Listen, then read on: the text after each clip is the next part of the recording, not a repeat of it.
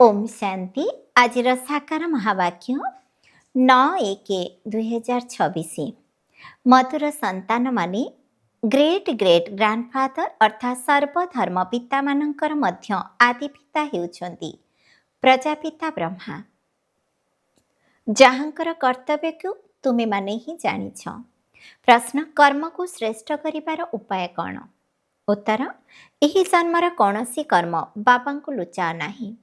श्रीमत अनुसार कर्म करने द्वारा प्रत्येक कर्म श्रेष्ठ हेब। तेबे सबु कथा कर्म उपर ही निर्भर करुछि। जदि कौनसी पाप कर्म करी लुचाइल तेबे 100 गुणा दंड भोगिबाकु पड़िब। पाप वृद्धि होई चलिब, बाबांक सहित जोग तुटिजिब एवं शेषरे सत्यानाश होइजिब। सेथिपई सत्य पितांक सहित सत्यरे चाल। ओम शांति।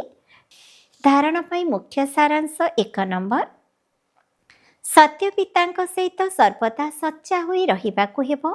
बाबांक उपरे पूरा पूरा समर्पण हेबाकु पड़िब। 2 नंबर, ज्ञान रत्न को धारण करी बुद्धिमान हेबाकु पड़िब। अंतररे अपार खुशी रे रहिबाकु हेब। कौनसी भी श्रीमत विरुद्ध काम करी खुशी को हराइबा उचित नुहे। वरदान, ड्रामा ज्ञानर अनुभव द्वारा सर्वदा साक्षी पड़ियार स्थिति रे स्थित रहुथिबा अचल अटल भव। जो माने ड्रामा ज्ञानर अनुभवी अटंती से माने सर्वदा साक्षी पणियार स्थिति रे स्थित रही एकरस एवं अचल अटल स्थितिर अनुभव करिथांती। ड्रामा ज्ञानर अनुभवी आत्मा केबे भी खराब भितरे खराब को न देखी भल को ही देखिब, अर्थात तांको स्वकल्याणर रास्ता देखाजिब। तुम मानकर अकल्याणर खाता तो समाप्त हो जाइछि। एबे तो कल्याणकारी पितांकर संतान अट, कल्याणकारी चुक मध्य अटी। एहार ज्ञान एवं अनुभवर अधिकारी पणिया द्वारा अचल अटल हुआ।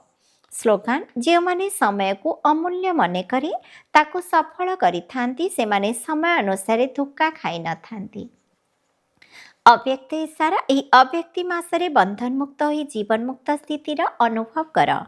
ज्ञान रूपक संपत्ति आधार रे वर्तमान समय रे ही मुक्ति जीवन मुक्तिर अनुभव करबाकू हेब।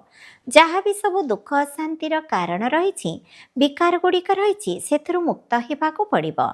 जदि भी कौनसी विकार आसुची तेबे ता उपरे विजय हेबाकू पड़िब, हारी जिबार नाही। अनेक प्रकार व्यर्थ संकल्प विकल्प एवं विकर्म ठारू मुक्त हेबा ही जीवन मुक्त अवस्था अटे। ओम शांति।